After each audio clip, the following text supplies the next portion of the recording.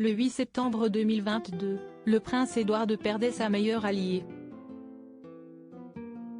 Très attachée au respect du protocole et consciente du poids qui pesait alors sur ses épaules, en succédant à son père sur le trône d'Angleterre, Élisabeth II a quelque peu délaissé ses deux aînés, Charles et Anne. Elle s'est en effet montrée beaucoup plus tendre et affectueuse avec les deux derniers de la famille, Andrew et Edward. En tant que Benjamin, ce dernier reçoit un traitement particulier de la part de sa mère, qui ne cesse de le choyer durant ses jeunes années. Élisabeth II l'appréciait beaucoup, confirme l'historien David Feutry auprès de Gala. Fr. Édouard grandit, devient un homme, fonde une famille. Contrairement aux autres membres de la fratrie, il ne déçoit jamais sa mère.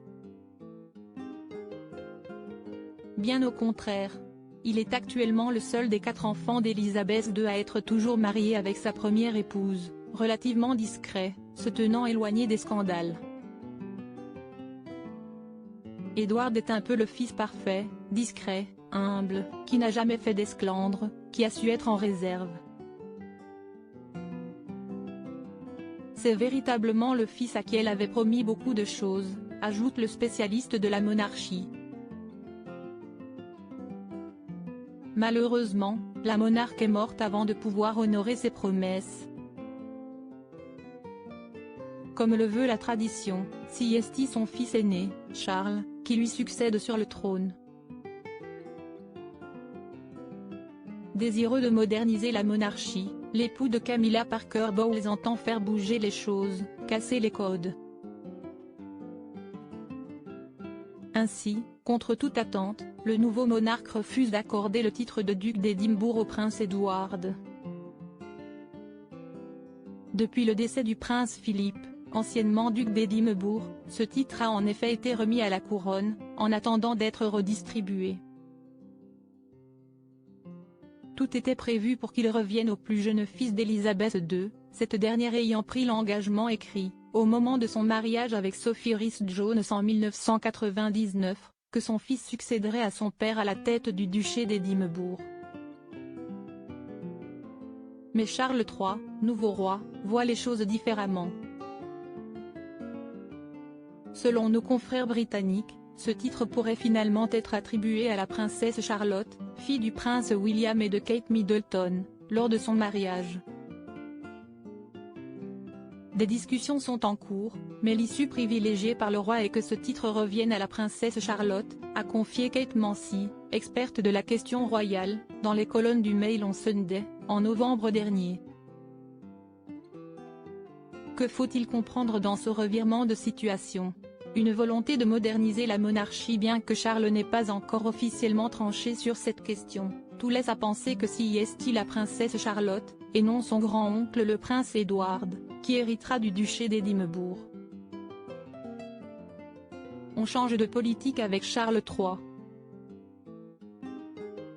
Il y a une stratégie politique de continuer à renforcer le premier cercle et de limiter un peu cette maison d'Angleterre et je pense que ça passe par cela, a analysé David Feutry auprès de Gala. Fr. À mon avis, il y a une volonté de moderniser la monarchie. Cette modernisation passe par le changement des cercles de pouvoir. En réalité, ce que veut faire Charles III, c'est réduire un peu les titres, qui sont finalement attribués à tous les cercles de pouvoir. Je pense qu'il veut restreindre les titres au premier cercle de pouvoir et le premier cercle de pouvoir, c'est William. C'est la raison pour laquelle, selon l'historien, Charles III veut faire de sa petite fille, la princesse Charlotte, la future duchesse d'Édimbourg. Pour autant, le prince Édouard n'est pas mis au banc. Charles III a simplement d'autres projets pour lui. Ce nouveau rôle confié à Édouard si l'on met de côté cet imbroglio lié au duché d'Édimbourg, l'époux de Sophie de Wessex n'est pas, contrairement à son frère Andrew, mis sur la touche par le roi. Ça ne veut pas dire qu'il va laisser tomber ou déshériter ses frères et sœurs, mais ces derniers devraient avoir une fonction davantage politique. C'est pour ça le sens, à mon avis, de la nomination de conseiller d'État, explique David Feutry.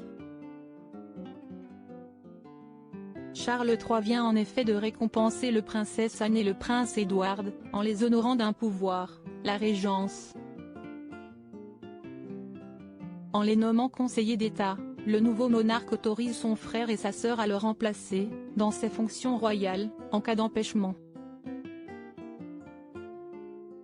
Une stratégie qui permet d'éloigner Harry et Andrew, mais qui corrobore aussi l'idée d'une monarchie resserrée. La fonction de conseil d'État est très importante. Je pense qu'il y a une volonté de faire deux choses, d'un côté, recentrer les titres sur le premier cercle de pouvoir, sur les futurs héritiers en fait, et de l'autre, de ne pas oublier ses frères et sœurs pour, qu'en cas de souci ou d'empêchement, ils soient quand même présents et incarnent la famille royale. Charles III ou le début d'une nouvelle ère. Le prince Édouard, populaire auprès des Britanniques avant de recevoir les honneurs de son frère devenu roi, le prince Édouard a été mis en avant par Élisabeth II. Après le désastreux épisode du Mégoï, la reine d'Angleterre a en effet décidé de propulser en pleine lumière le couple formé par Édouard et Sophie de Wessex, qui ont assisté à plusieurs engagements aux côtés du prince William et de Kate Middleton.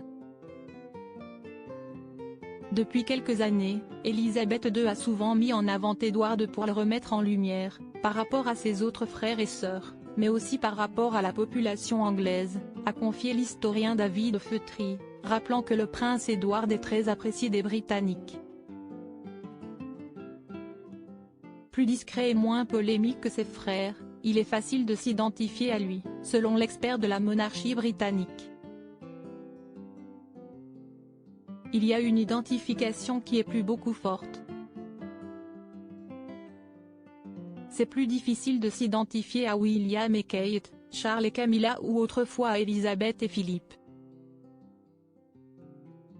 Édouard et Sophie ont 2 enfants, ils vivent de manière relativement normale, ils ont refusé les principaux titres, ils se sont écartés du pouvoir. Ce sont tous ces aspects-là qui fait qu'ils sont très populaires en Angleterre. Malgré le fait qu'il évolue dans l'ombre, le prince Édouard est pourtant on ne peut plus présent. Crédit photo, Best Image.